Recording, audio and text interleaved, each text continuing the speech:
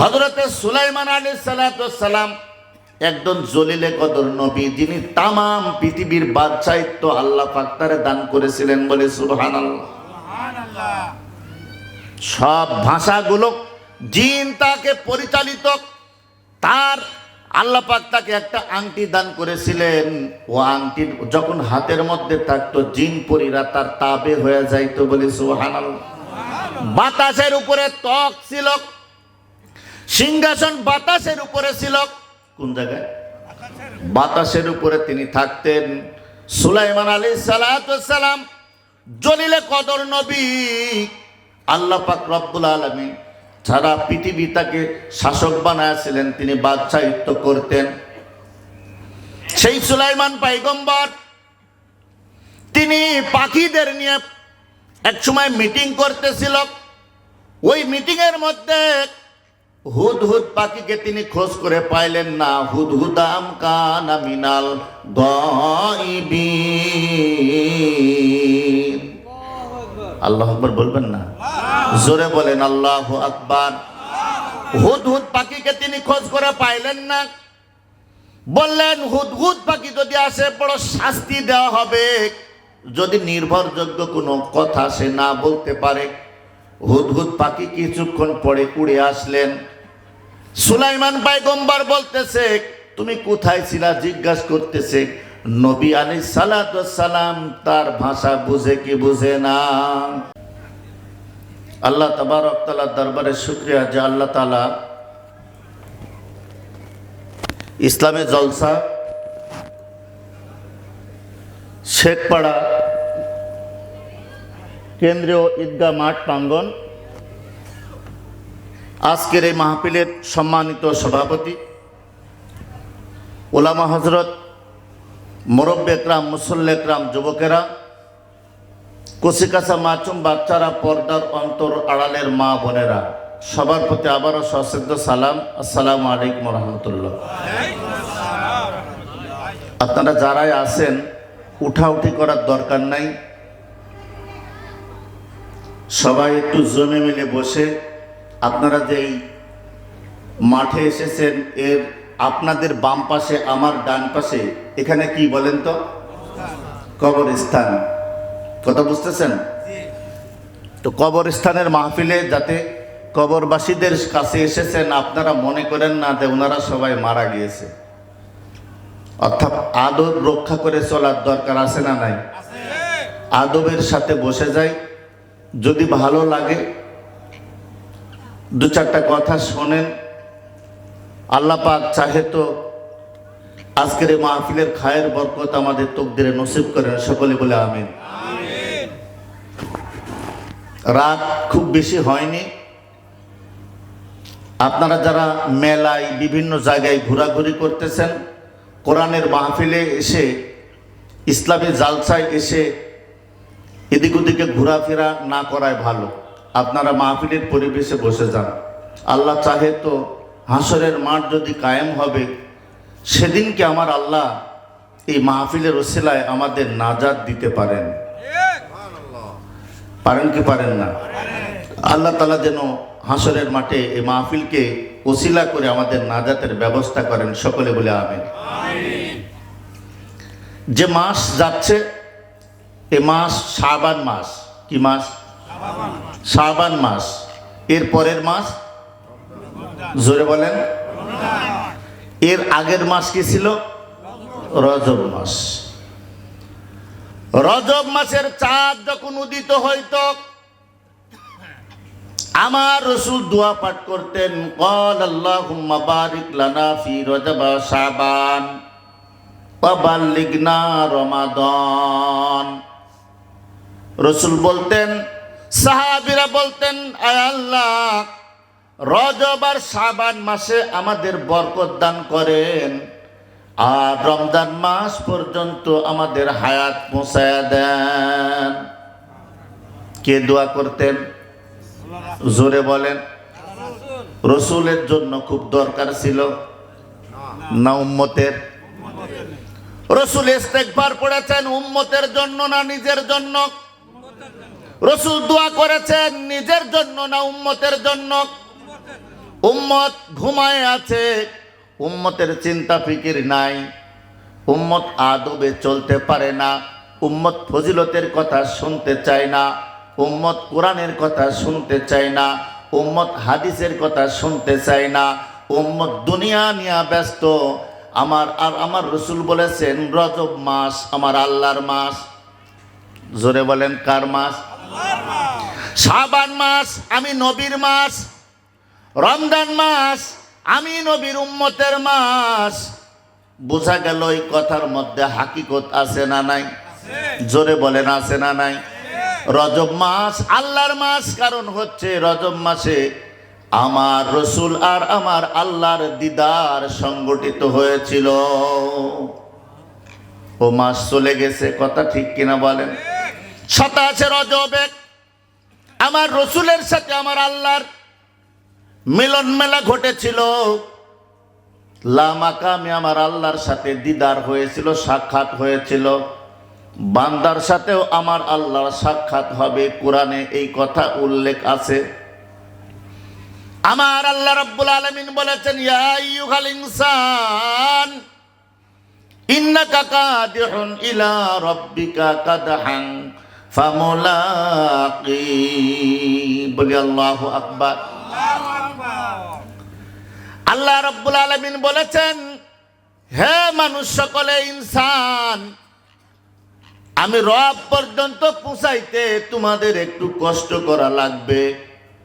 যদি তোমরা কষ্ট করতে পারো, একটু মেহনত করতে পারো, একটু মুজাহাদা করতে পারো, ইলা রব্বিকা কাদহান ফামুলাকি, আমি আল্লাহর সাথে তোমার দিদার হয়ে যাবে।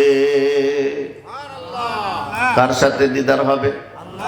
আল্লাহর সাথে দিদার হয়ে যাবে। আমার নবী সাল্লাল্লাহু আলাইহি ওয়াসাল্লাম শাবান মাস সম্পর্কে বলেছেন শাবান মাস আমি নবীর মাস। শাবান মাসে আমার নবী সাল্লাল্লাহু আলাইহি ওয়াসাল্লাম বেশিরভাগ দিন রোজা রাখতেন, অধিকাংশ দিন রোজা রাখতেন। আমরা মনে হয় একটাও এখনো রাখতে পারি নাই, অনেকেই রেখেছে। আল্লাহর বান্দারা শাবান মাসে রোজা রাখা ভালো, কথা বলেন। শাবান মাসের ফজিলত সম্পর্কে দুই একটা কথা বলি। আমার নবী সাল্লাল্লাহু আলাইহি সাল্লাম রোজা রাখতেন।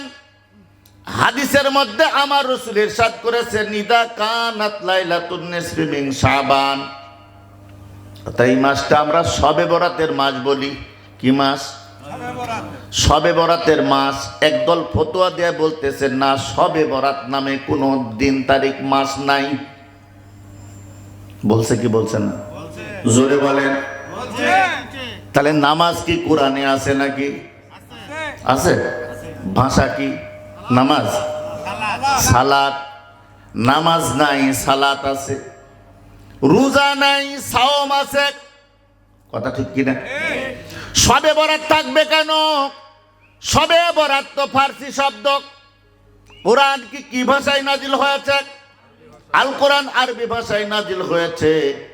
তাহলে আল কোরআন যদি আরবি ভাষায় নাজিল হয়, তাহলে কোরআনের মধ্যে শবে বরাত থাকবে নাকি? তাহলে কি থাকবে? একটা কিছু তো থাকবে। হাদিসের মধ্যে আছে লাইলাতুন নিসফি মিন শাবান। এই মাসের অর্ধ রজনী, অর্ধ তারিখ অর্থাৎ 15 তারিখের দিন গত রাত্রে, ওই রাতটার নাম লাইলাতুন নিসফি শাবান। তাহলে হাদিসের মধ্যে শবে বরাত পাওয়া গেল কি গেল না? জোরে বলেন। ওই রাত্রের কোনো আমল আছে না নাই? রসুল কিছু বলছে কি বলছে না একটু শুনে দেখি। আমার রসুল বলেছেন, উপরে আরেকটা হাদিস খুতবার মধ্যে আলোচনা হয়েছে। আমার রসুল বলতেছেন এই মাসের অর্ধরাত্রিতে বাজেট ঘোষণা করেন আমার আল্লাহ। কি ঘোষণা করেন? বাজেট ঘোষণা করেন। বান্দার আমল আসমানে আল্লাহ উঠে নেয়, তার আমল নামায় লিপিবদ্ধ করে দেয়। বান্দাকে আমার আল্লাহ আসমান থেকে রিজিক বন্টন করে দেয়, রহমত বন্টন করেন, খায়ের বরকত বন্টন করেন। এখন বন্টনের রাত্রিতে আপনি কি ঘুমাবেন? জোরে বলেন। এলাকার মধ্যে মাইকিং হয়, অমুক তারিখে অমুক দিনে অমুক জায়গায় মেম্বার সাহেব ইউনিয়ন পরিষদে একটা কিছু দিবে। যদি আমভাবে হয় সবাই যাবে, যদি নির্দিষ্ট কোনো কার্ডের মাধ্যমে হয় কার্ডওয়ালারা যাবে, বিনা কার্ডে দিবে নাকি? তাহলে মাইকিং হয়েছে, যাওয়ারও কথা বলা হয়েছে, আপনি যাবেন নিবেন।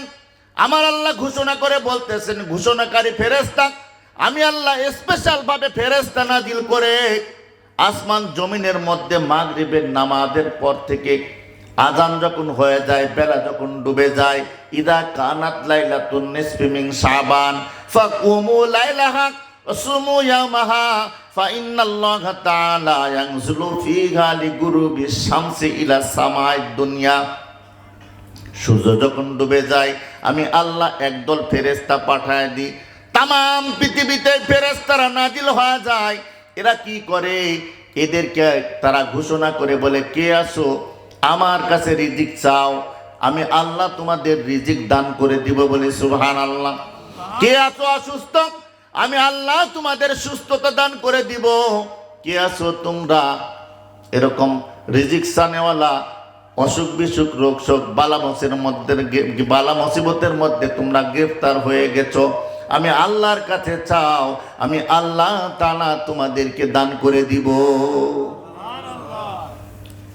কে আছো গুনাহ মাফ চানেওয়ালা, জীবনে অন্যায় করেছো, পাপাচার করেছো, আমি আল্লাহর কাছে তওবা করে ক্ষমা চাও, আমি আল্লাহ আজকের রাত্রিতে, হাদিসের মধ্যে আছে দুই ব্যক্তির দোয়া আল্লাহ কবুল করে না।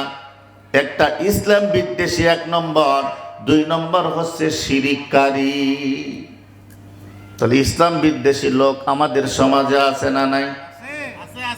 নবীও যা আমিও তাই। জোরে বলেন, এটা কি সঠিক কথা? এরা ইসলাম বিদ্বেষী না, ইসলামকে ভালোবাসে। ইসলাম লাগাইলে হবে না, নবী বিদ্বেষীদের কোনো অবস্থায় ক্ষমা নাই। আমার আল্লাহ রাব্বুল আলামিন বলেছেন, নবী যারা চিনলো আমি আল্লাহকে তারা চিনলো, নবী যারা মানলো তারা আমি আল্লাহকে মানলো। ইমামুল আউয়ালিন ওয়াল আখিরিন বাহরে সাদকা রহমাতাল লিল আলামিন সাইয়্যিদুল কাওনাইন খাতমুল মুরসালিন আখির আহমদ বুদে ফখরুল আউয়ালিন। বলে আল্লাহু আকবার। আমার রাসূল আওয়ালে আখেরে সব জায়গায় আমার রাসূলকে আমার আল্লাহ আগে সৃষ্টি করেছেন, পরে জমিনে প্রেরণ করেছেন। আওয়ালে করিয়াছি জন, আখেরে করিলেন প্রেরণ। আরে ধন্য হলো বিশ্বভুবন, শান্তি এলো দুনিয়ায়, পাইলে নিরালাই নবী, পাইলে নিরালাই, পাইলে নিরালাই গো নবী, পাইলে নিরালাই। আমি 2 কদমে চুমু খাবো, চরণ ধুলি মাগবো গায়, পাইলে নিরালাই নবী, পাইলে নিরালাই, পাইলে নিরালাই গো নবী, পাইলে নিরালাই। আমার আল্লাহ আমার রাসূল সাল্লাল্লাহু আলাইহি সাল্লামকে বড় দামি করে সৃষ্টি করেছেন।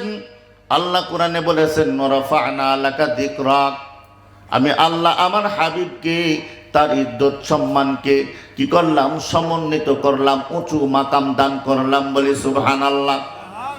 নবীর আদর্শ যদি আপনি মানেন, শাবান মাস আমার রাসূল রোজা রাখতেন বেশি বেশি বান্দার জন্য।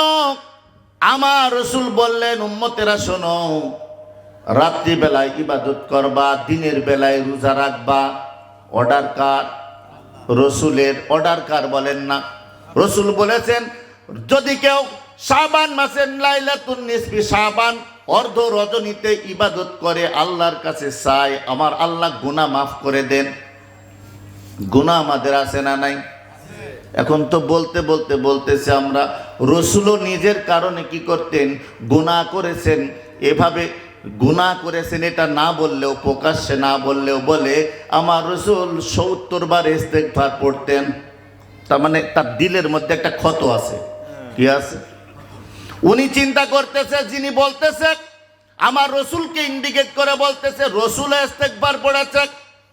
বেটা রসুল ইস্তেগফার পড়েছে নিজের জন্য নয়, সপ্তাহে 2 দিন বান্দার আমল আমার রসুলকে দেখানো হয়।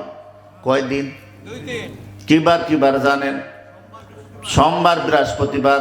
মাশাআল্লাহ, সোমবার আর বৃহস্পতিবার বান্দার আমল যখন, উম্মতের আমল আমার রসুল যখন দেখেন, আমার রসুল দেখার পরে যাদের আমল ভালো হয়, যারা নামাজ রোজা ইত্যাদি দোয়া কালমা দুরূদ শরীফ এইগুলো পাঠ করতে থাকে, আল্লাহর সাথে যাদের কানেকশন ভালো, আমার রসুল তাদের প্রতি খুশি হয়ে যায়, দোয়া করতে থাকেন, বলে সুবহানাল্লাহ। আর যাদের আমল নামা দেখেন শুধু গুনাহ আর গুনাহ, যুবক গুনাহ করেছো, আল্লাহর সাথে কোনো কানেকশন নাই, 5 ওয়াক্ত নামাজের 1 ওয়াক্ত পড়ার সময় নাই।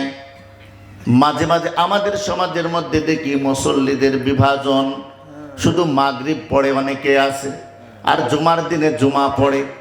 আজকে জুমার দিন ছিল, আমরা অনেকেই জুমা পড়েছি, কিন্তু জুমাটা পড়েছি কেমন? মসজিদে যাওয়ার পরে ইমাম সাহেব খুতবা দিচ্ছে, খুতবার সময়তে আমরা উপস্থিত হতে পারি না, একেবারে শেষ বেলায় যাই। যাওয়ার পরে ইমাম যখন নামাজে দাঁড়ায় যায়, 2 রাকাত নামাজ শেষ করার পরে ডানে সালাম ফিরায়, বামে সালাম ফিরায়, আমরা দেখি 3 ভাগের 2 ভাগ মুসল্লি মসজিদ থেকে বের হয়ে যায়। আছে না নাই? ওদের দোয়ার দরকার নাই, কথা বলেন, দোয়ার দরকার নাই, আগে পরে সুন্নত লাগবে না। কে আপনার এই আমল শিখালো? আমার রসুল সাল্লাল্লাহু আলাইহি সাল্লামের সাহাবীরা সবার আগে যাইতেন, সবার পরে মসজিদ থেকে বের হইতেন, বলি সুবহানাল্লাহ। আমরা সবার পরে যাই, সবার আগে মসজিদ থেকে বের হই। আমাদের থেকে বড় বিয়াদব আর কেউ আছে নাকি? দোয়া নাই, কালমা নাই, মসজিদের মধ্যে উঠার সময়তেও কোনো আদব নাই। মনে রাখতে হবে আমার নবী সাল্লাল্লাহু আলাইহি সাল্লাম, শুধু দুনিয়ার মধ্যে এখন ফতোয়াবাজি চলতেছে। আমার রসুল সাল্লাল্লাহু আলাইহি সাল্লামকে যদি আপনি চিনতে হয়, আপনি যদি রসুলকে চিনতে হয়, তাহলে একটু ওলিয়া উলিয়াদের দরবারে যাইতে হবে। জোরে বলেন, ওলিয়া উলিয়াদের দরবার ছাড়া আপনি রসুল চিনতে পারবেন না। রসুল না চিনলে আপনি আল্লাহরে চিনতে পারবেন না। রাসূলকে চিনলে পরে খোদা চিনা যায়। কাকে চিনতে হবে বলেন না? জোরে বল। আপনারা ঘুমাইছেন? আরে পাশের লোকগুলো না শুয়ে আছে, কথা বলতেছে না, আপনারা তো একটু খানা বলতে পারেন। আমার নবীকে চিনতে হলে হক্কানি দরবারে যেতে হবে, ওলিয়া উলিয়াদের কাছে যেতে হবে। আপনি রসুল চিনতে পারবেন, রসুলকে আদবের সাথে বুঝতে পারবেন। কেমন বুঝতে পারবেন? ওলি দুনিয়ার জমিনে আছে না নাই? আছে। তাহলে কোরআন থেকে বলি, তাহলে আপনার অন্তরের ভিতরে একটু বিশ্বাস আসবে। আপনি মনে রাখবেন, আমি যেখানে ছিলাম ওই জায়গায় আবার ওয়াজে আমি ফিরে আসব। আমার আল্লাহ রাব্বুল আলামিন ওলি আউলিয়াদের ব্যাপারে কোরআনে কিছু বলছে কিনা জানার দরকার আছে না নাই? ওলিদের কোনো ভয় নাই, চিন্তা নাই। আলা ইন্না আউলিয়া আল্লাহ লা খাউফুন আলাইহিম ওয়ালা হুম ইয়াহজানুন। আওয়াজ হয়নি, আরো জোরে বলেন আল্লাহু আকবার। নারায়ে তাকবীর, নারায়ে রিসালাত। আমার আল্লাহ রাব্বুল আলামিন বলতেছেন, সাবধান, ওলি আউলিয়াদের সম্পর্কে মন্তব্য করো না। তাদের কোনো ভয় নাই, চিন্তা নাই, তারা ভয় ভীতি নাই, তারা চিন্তিত হবে না। তারা কারা? আল্লাযীনা আমানু ওয়া কানু ইয়াত্তাকুন। তারা ঈমানদার, তারা আল্লাহকে ভয় করে, তারা ঈমানদার। যারা আল্লাহকে ভয় করে তারা ওলিয়া উলিয়া হয়ে যায়, বলে সুবহানাল্লাহ। কুরআনুল কারীমের মধ্যে আপনারা যে নামাজ পড়েন, 5 ওয়াক্ত নামাজের মধ্যে 17 রাকাত ফরজ, 12 রাকাত সুন্নত, 3 রাকাত বেতের, সর্বমোট 32 রাকাত নামাজ প্রত্যেক দিন আদায় করতে হয়। কথা বলেন। কিন্তু যারা নামাজই পড়ে না, এবার চিন্তা করেন তাদের কি অবস্থা। এই 32 রাকাত নামাজ আপনি যখন পড়বেন প্রথমে কোন সূরা তেলাওয়াত করেন বলেন না? সূরাতুল ফাতিহা, আলহামদু সূরা পড়েন। ওই সূরার মধ্যে আমার আল্লাহ বলতেছেন ইহদিনাস সিরাতাল মুস্তাকিম। আয় আল্লাহ, আমাকে আপনি সরল সঠিক পথে পরিচালিত করেন। কোন পথে? সরল সঠিক পথে পরিচালিত করেন। এরপরে আপনি বলতেছেন সিরাতাল্লাযীনা আনআমতা আলাইহিম গায়রিল মাগদুবি আলাইহিম ওয়ালাদ-দাল্লিন। আপনি বললেন সিরাতাল্লাযীনা আনআমতা আলাইহিম, তাদের পথে আমাকে পরিচালিত করেন যারা তোমার নিয়ামতপ্রাপ্ত বান্দা। আমি আল্লাহকে কি বলতেছি বলেন? আয় আল্লাহ, তাদের পথে আমাকে পরিচালিত করো যারা তোমার নিয়ামতপ্রাপ্ত বান্দা। তাহলে নিয়ামতপ্রাপ্ত বান্দা দুনিয়ায় আছে না নাই? জোরে বলেন। এবার তারা কারা? ফাউলাইকা মাআল্লাযীনা আনআমাল্লাহু আলাইহিম মিনান নাবিয়্যিন ওয়াস-সিদ্দীকিন ওয়াশ-শুহাদা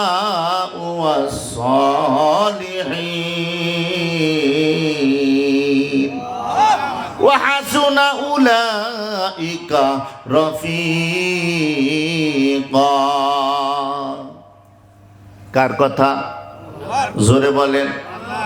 আল্লাহ বলতেছেন 4 শ্রেণীর ব্যক্তি নিয়ামত প্রাপ্ত বান্দা। শোনার দরকার আছে না নাই? কয় শ্রেণীর বান্দা বলেন না? 1 নম্বর নবীগণ। সর্বপ্রথম নবী আলাইহিস সালাতু ওয়াস সালামগণ কি বলেন না? নিয়ামত প্রাপ্ত বান্দা। আমার আল্লাহ রাব্বুল আলামিন তাদেরকে ইলম দিয়া, হিকমত দিয়া, নবুয়তি দিয়া এই জমিনে প্রেরণ করেছেন। তাদের ইস্তেগফার পড়া মানে তাদের নিজের জন্য না, তাদের উম্মতের জন্য। কার জন্য? তাদের উম্মতের জন্য। নবীগণ, সিদ্দিকগণ, শহীদগণ, সালেহিনগণ। সালেহিন কারা? নেককার পরিষ্কার বান্দাদেরকে সালেহিন বলা হয়। কিয়ামত পর্যন্ত এই সালেহিন বান্দারা থাকবে কি থাকবে না? আগের জামানায় ছিল কি ছিল না? একটা ছোট্ট কথা আপনাদেরকে বলি। হযরতে সুলাইমান আলাইহিস সালাতু ওয়াস সালাম একজন জলিলে কদর নবী, যিনি তামাম পৃথিবীর বাদশাহিত্ব আল্লাহ পাক তারে দান করেছিলেন। বলে সুবহানাল্লাহ। সব ভাষাগুলো জিন তাকে পরিচালিত। তার আল্লাহ পাক তাকে একটা আংটি দান করেছিলেন। ও আংটি যখন হাতের মধ্যে থাকতো জিন পরীরা তার তাবে হয়ে যাইতো। বলে সুবহানাল্লাহ। বাতাসের উপরে তক ছিল, সিংহাসন বাতাসের উপরে ছিল। কোন জায়গায়? বাতাসের উপরে তিনি থাকতেন। সুলাইমান আলাইহিস সালাতু ওয়াস সালাম জলিলে কদর নবী।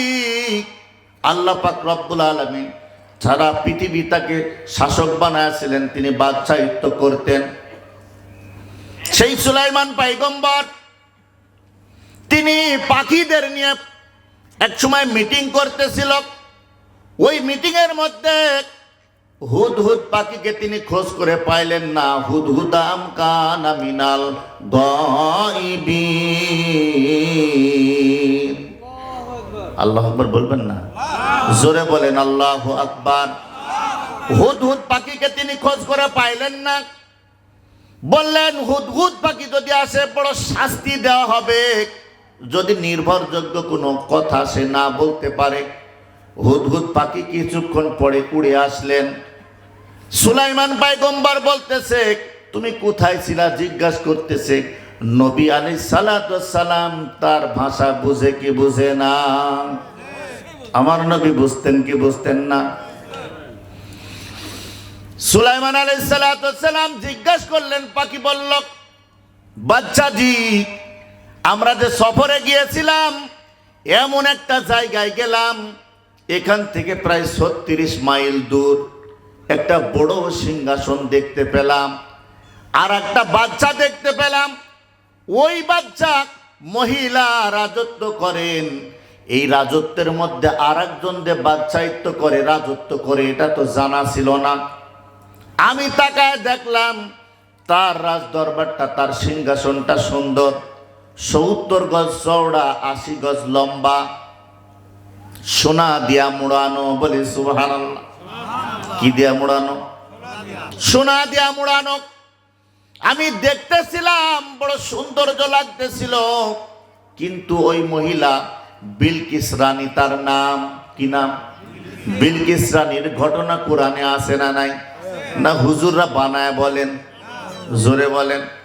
ঘটনা বললেই মনে করেন না যে হুজুররা গল্প করে, না না, এর মধ্যে শিক্ষা আছে। আমি এই জন্য বলতেছি, ভালো করে শুনে যান। ওলিয়া উলিয়া এই জমিনে আছে না নাই, ছিল কি ছিল না, এটার প্রমাণ আমার আল্লাহ কোরআনে বর্ণনা করেছে। সুলাইমান পয়গম্বর বলতেছেন, হুদহুদ রে, আর কি দেখলা তুমি? বলতেছেন, ওই বিলকিস রানীর যারা মন্ত্রী পরিষদের লোকজন আছে, যারা তার সৈন্য আছে, তারা বড় যোদ্ধা, তারা কাউকে ভয় পায় না, সূর্যের পূজা করে বিলকিস রানী এবং তার অনুসারীরা।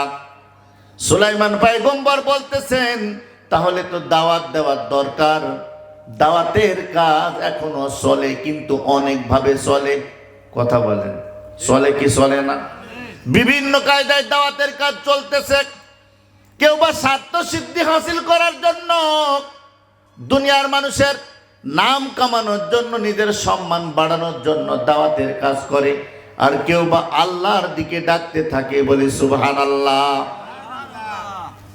সুলাইমান পয়গম্বর দাওয়াত দিতে লাগলেন। কিভাবে দাওয়াত দিলেন? সূরা নামলের মধ্যে আছে। এক সূরার মধ্যে বিসমিল্লাহ নাই, আর এক সূরার মধ্যে বিসমিল্লাহ ডাবল আছে। সূরা তাওবার শুরুতে বিসমিল্লাহ নাই। কথা বলেন। আর সূরা নামলের মধ্যে দুইবার বিসমিল্লাহ আছে। বিসমিল্লাহির রহমানির রহিম বলে একটা চিঠি লিখলেন, বিলকিস রানীকে দাওয়াত দিলেন। সুলাইমান পয়গম্বর দাওয়াতের চিঠিটা কি করলেন? হুদহুদ পাখির ঠোঁটের মধ্যে ধরা দিলেন। তিনি চলে গেল ছোট্ট একটা ফুকারের মধ্য দিয়া। সুলাইমান পয়গম্বরের চিঠি নিয়ে হুদহুদ পাখি কি করলেন? বিলকিস রানীর ওই সিংহাসন যেই জায়গায়, ওখানে ফেলা দিলেন। যখন সভা বসলো, বিলকিস রানী চিঠি খুলে দেখতেছে বাচ্চা সুলাইমান তারে দাওয়াত দিয়েছে। পরামর্শ করলেন। সব সৈন্যরা বলল, না না, আমরা যুদ্ধ করব, তাও তার আদেশ মানব না, আমরা দাওয়াতে যাব না। বিলকিস রানী বড় মেধা ছিল, বড় জ্ঞানী ছিলেন। তিনি বললেন, না না, বাদশা যেহেতু দাওয়াত করেছে, তাকে ওভারটেক করা যাবে না, তার কথা না শুনলে সমস্যা হবে, আমরা যাব। সবাই একটা প্রস্তুতি নিলেন। দিন তারিখ ঠিক করে হুদহুদ পাখির দায়িত্ব দেওয়া হলো। তিনি সন্ধান নিতে শুরু করলেন। তারা আসার জন্য দাওয়াতপত্র লিখে কি করলেন? তাদের মাধ্যমে পাঠায় দিলেন। সুলাইমান পয়গম্বর সব জিনদেরকে ডেকে বলতেছেন, তোমরা আমার সিংহাসনটা সুন্দর করে সাজাও, যেহেতু পাশে থেকে একটা বাদশা আসতেছে। সাজগোজ করতেছে, কিন্তু পছন্দ হলো না, ভালো লাগতেছে না। সুলাইমান আলাইহিস সালাম বললেন, এইভাবে না, ভালো লাগতেছে না, একটা বুদ্ধি আঁটলেন। দিলের মধ্যে একটা বুদ্ধি তৈরি হলো, মাথার মধ্যে একটা বুদ্ধি আসলেন। বলতেছেন, শোনো জিনেরা, তোমরা যদি ওই সিংহাসনটা, বিলকিস রানী যখন সিংহাসন থেকে বের হয়ে রাস্তার মাঝামাঝি চলে আসবে, আর ওই সিংহাসনটা উঠায় আনবে, আমার এই জায়গায় এনে দিতে পারবে এমন কেউ আসো নাকি? কয় ফুট বললাম? 70 গজ চওড়া, 80 গজ লম্বা, সোনা দিয়া মুড়ানো একটা সিংহাসন।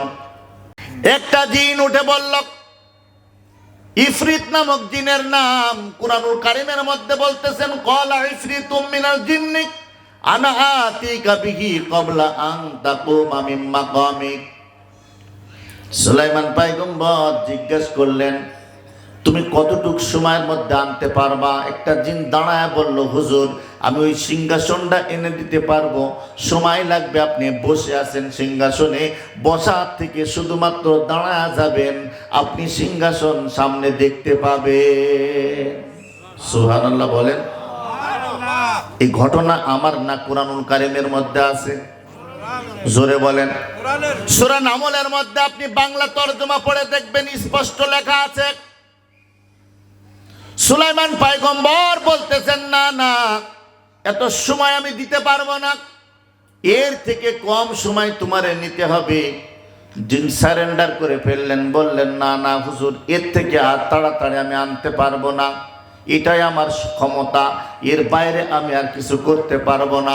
সুলাইমান পয়গম্বরের পাশে একজন আল্লাহর বান্দা ছিলেন, যিনি মুসা আলাইহিস সালামের কিতাবের অনুসরণ করতেন, বলে সুবহানাল্লাহ।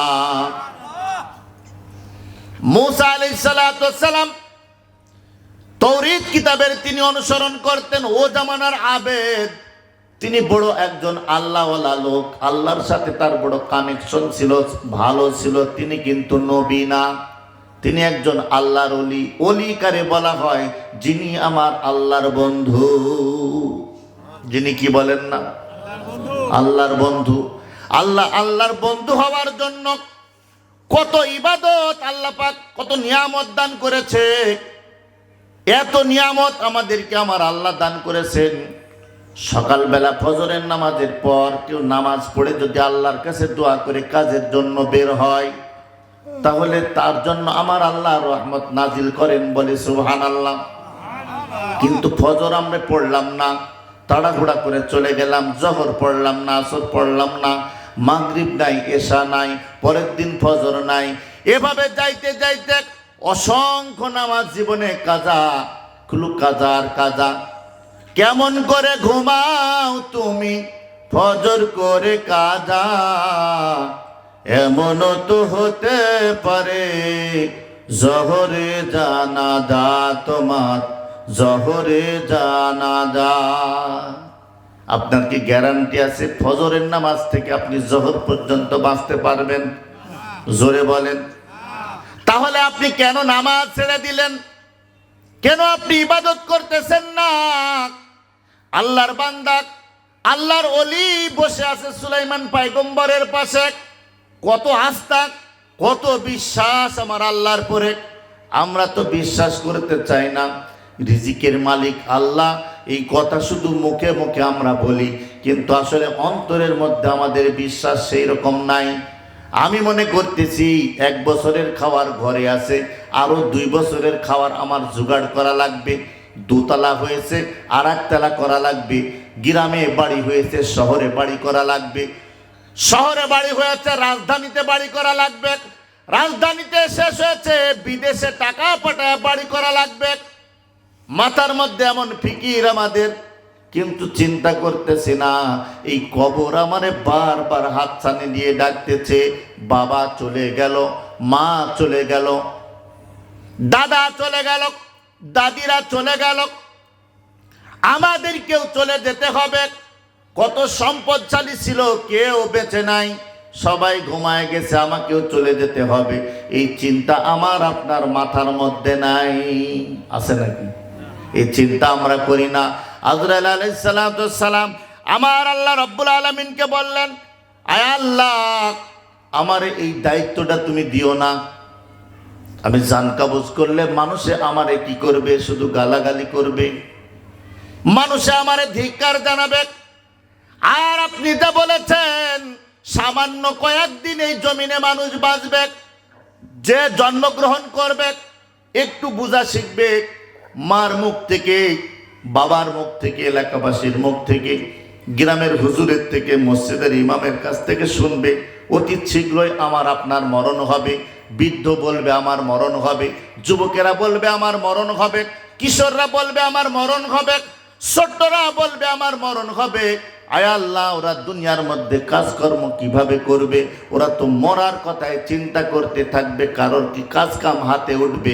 আমার আল্লাহ বলবেন, ওরা সর্বপ্রথম যেই জিনিসটা ভুলে যাবে, মরার কথাটাই আগে ভুলে যাবে। একজন আর জানাজা দিবে, আল্লাহু আকবার বলে 4 তাকবীরে জানাজা শেষ হয়ে যাবে। কবরের মধ্যে একদল মানুষ নামাবে, খাপাসি নিয়ে একদল ব্যস্ত, আর একদল দুনিয়ার কথা নিয়ে একদল ব্যস্ত হয়ে যাবে।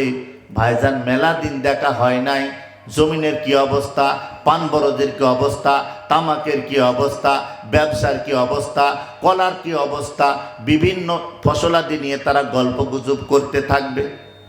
কথা বলেন, আমাদের সমাজে হয় কি হয় না? হাসাহাসি চলতে থাকবে। এত পরিমাণ মানুষ মউতকে ভুলে যাবে, কবরে গেছে তারপরে কবরস্থানেও মানুষ মউতের কথা চিন্তা করবে না।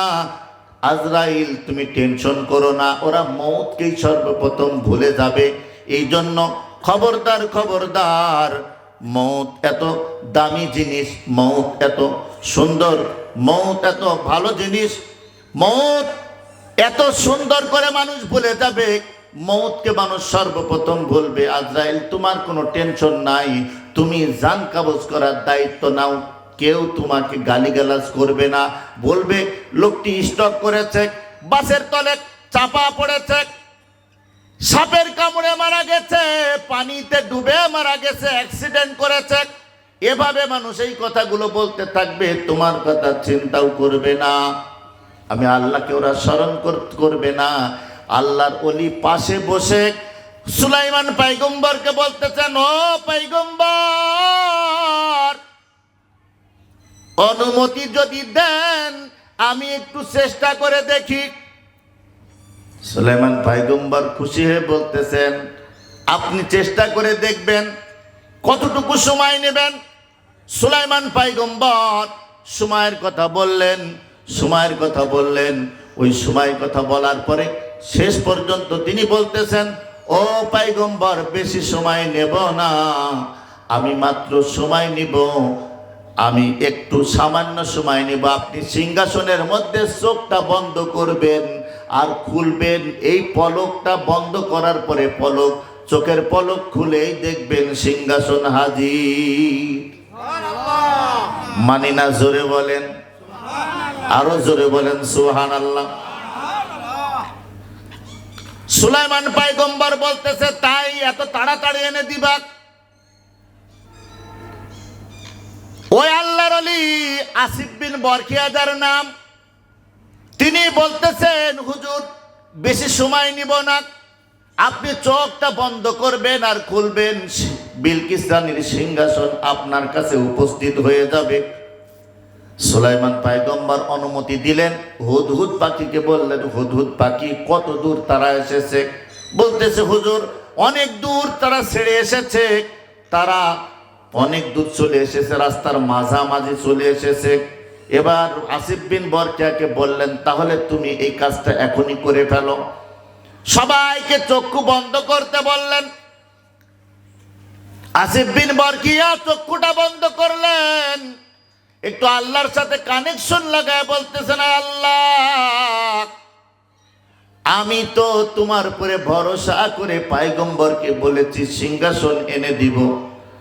আমি আসিফ বিন বরখিয়ার তো ক্ষমতা নাই, সব ক্ষমতার মালিক তুমি আল্লাহ।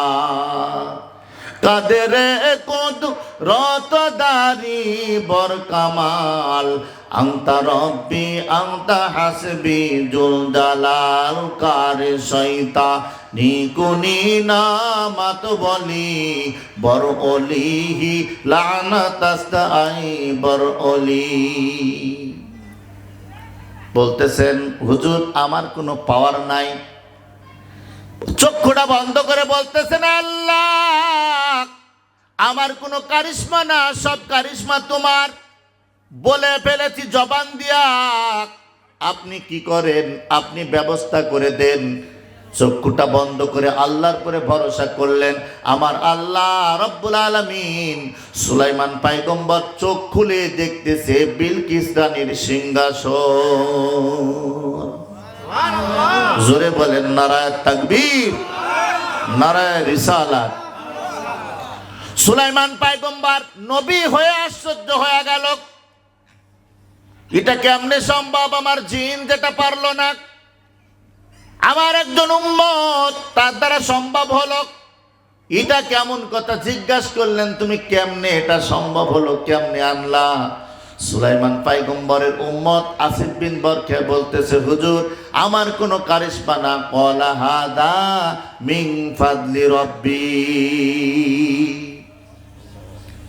আমার কোনো কারিশমা না, আমার আল্লাহর দয়া, আমার আল্লাহর রহমত, আমার আল্লাহ ব্যবস্থা করে দিয়েছেন বলে সুবহানাল্লাহ। তাহলে ওলি আউলিয়াদের ক্ষমতা আছে না নাই? কে দেয়? জোরে বলেন। আমার আল্লাহর পাওয়ারে যখন কোনো ওলি আল্লাহর সাথে সম্পর্ক লেগে যায়, ওই ওলির দ্বারা আর কোনো অসম্ভব নাই। এই জন্য আল্লাহ পাক রব্বুল আলামিন বলতেছেন, কিয়ামত পর্যন্ত ওলিয়া উলিয়া নেককার সলিহিন বান্দাগণ থাকবে কি থাকবে না? তো জোরে আওয়াজ দিয়ে তো দুরূদ পড়ি, আল্লাহুম্মা সাল্লি আলা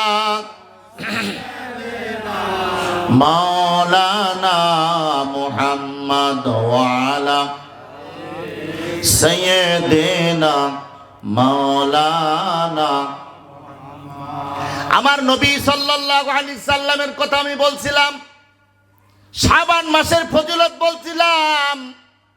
আজকে আমাদের সমাজের মানুষ শবে বরাত চিনে না, আশুরা অর্থাৎ কারবালার দিন চিনে না, মেরাজুন নজনী চিনে না। আস্তে আস্তে আমাদের যুব সমাজকে, আমাদের সন্তানদেরকে কি হয়ে যাচ্ছে, ইতিহাস ভুলাইতে চেষ্টা করতেছে। গত কয়েকদিন আগে এলাকার মধ্যে দেখলাম একটা ফতোয়া নিয়ে একজন চলে এসেছে, মেরাজুন নবী মানা যাবে না, মেরাজুন নবী মানা যাবে না, এটা বেদাত। বলি নাউজুবিল্লাহ। আমার রসুলের সাথে আমার আল্লাহর দিদার হয়েছিল, এটা যদি আপনি না মানেন, নামাজ আপনি কোথা থেকে পাবেন? জোরে বলেন। সালাত কোথা থেকে এসেছে বলেন না? সালাত কোথা থেকে এসেছে? জোরে বলেন। আল্লাহর কাছ থেকে এসেছে। আমার রসুল মেরাজে যাওয়ার পরে ওখান থেকে সালাত আমার আল্লাহ দান করেছেন, সাওয়াম দান করেছে। আপনারা ইতিহাস ভালোই জানেন,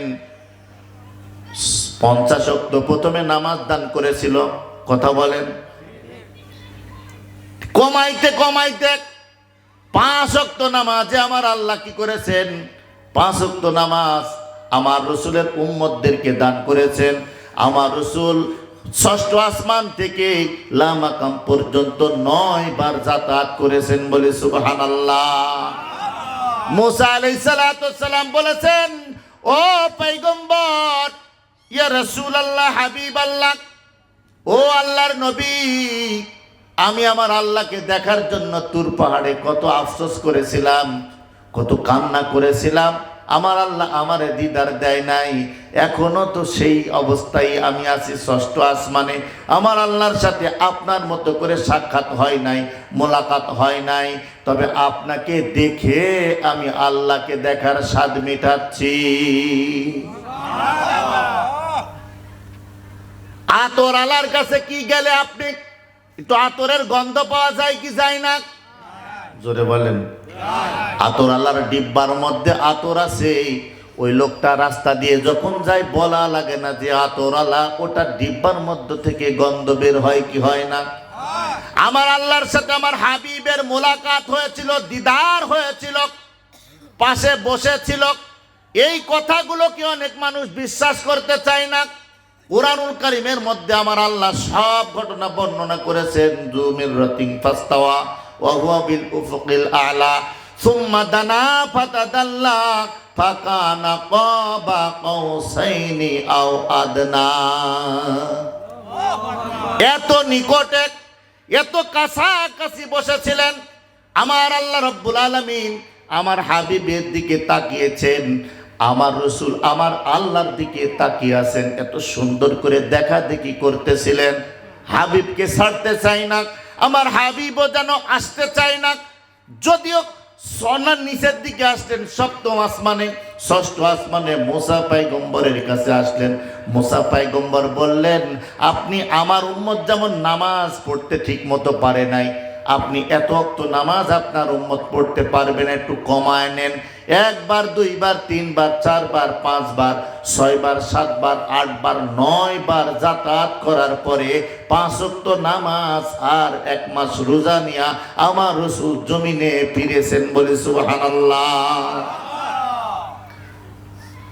আমার নবী সাল্লাল্লাহু আলাইহি সাল্লাম বলেছেন, বান্দা শোনো, এই সালাত জমিনে আনলাম উম্মতের জন্য বড় নিয়ামত। এই নিয়ামতের সাথে সাথে আরো কিছু নিয়ামত আল্লাহ দান করেছেন। আল্লাহ কোরআনে বলতেছেন, ওয়াকাদা রাব্বুকা আল্লা তা'বুদু ইল্লা ইয়াহু ওয়া বিল ওয়ালিদাইনি ইহসানা। আমার রাসূল সাল্লাল্লাহু আলাইহি সাল্লাম কোরআনুল কারীমের মধ্যে আল্লাহর হুকুমগুলো বর্ণনা করে বলতেছেন, শোনো, আল্লাহর ইবাদতের পরে আর একটা ইবাদত তোমাদের জন্য আল্লাহ ফরজ করেছেন। সেই ইবাদতটা হচ্ছে বাবা মার খেদমত করা। আমার নবী রমজানুল মুবারকে মসজিদের মেম্বারে উঠলেন, প্রথম সিঁড়িতে পা রেখে বললেন আমিন, দ্বিতীয় সিঁড়িতে পা রেখে বললেন আমিন, তৃতীয় ধাপে তৃতীয় সিঁড়িতে পা রেখে বললেন আমিন। এরপরে খুতবা শেষ হলো, নামাজ শেষ হয়ে গেল। আমার রাসূলকে সাহাবীরা জিজ্ঞাসা করে বলতেছেন, ইয়া রাসূলুল্লাহ, হাবিবাল্লাহ, এইরকম তো কোনোদিন দেখি নাই। আপনি প্রথম সিঁড়িতে যখন পা রাখলেন বললেন আমিন, দ্বিতীয় সিঁড়িতে পা রাখলেন বললেন আমিন, তৃতীয় সিঁড়িতে পা রাখলেন বললেন আমিন। এটার কারণ কি?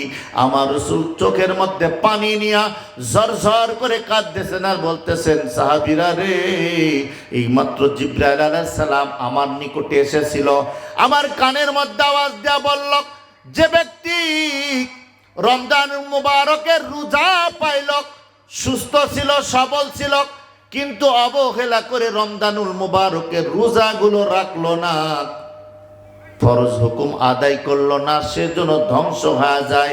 আমি রাসূল বললাম আমিন। রাসূল আমিন বললে ওটা কবুল হয় কি হয় না? জোরে বলেন।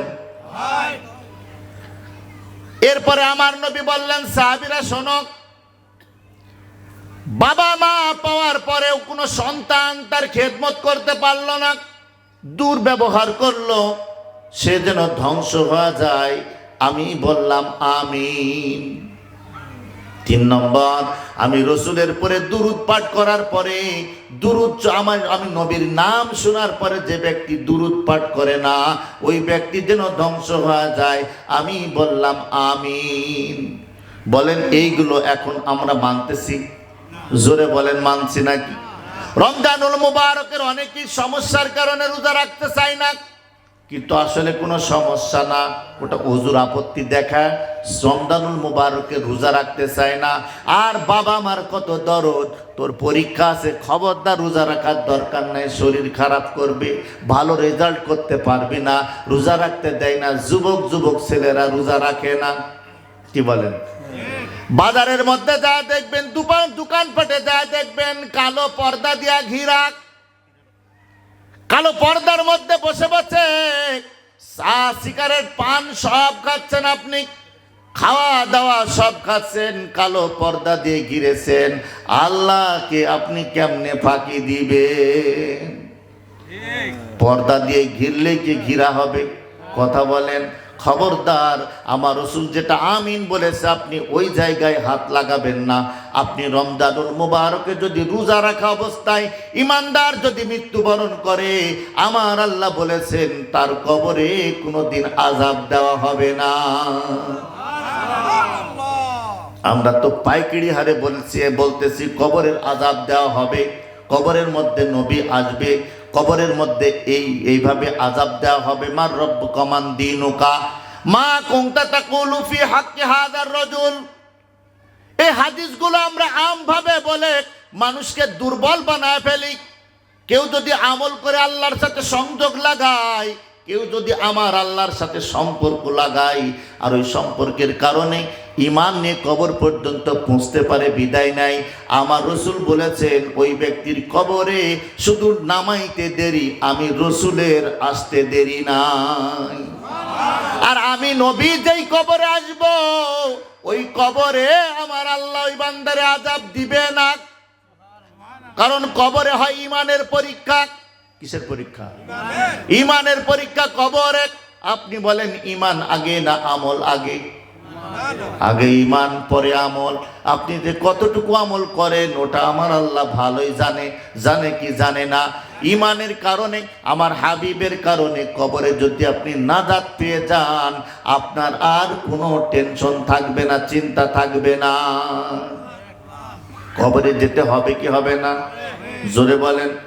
আজ নয় কাল তুমি যাইবা কবরে, যাওয়ার সময় দেখবে যে গো তোমার সবই রইল পড়ে, যাওয়ার সময় দেখবে গো। দাদা গেল নানা গেল কেউ এলো না ফিরে, সবারই যাইতে হবে গো ভাইজান অন্ধকার কবরে, সবারই যাইতে হবে গো। আজ নয় কাল তুমি যাইবা কবরে, যাওয়ার সময় দেখবে গো তোমার সবই রইল পড়ে, যাওয়ার সময় দেখবে গো। না নিয়ে যাবেন? জোরে বলেন। নিয়ে যাওয়ার সুযোগ নাই, কবরে আপনাকে যেতেই হবে। কবরে যাতে আমার নবী কবরে আসে সেই আমল আপনাকে দুনিয়ায় করে যেতে হবে।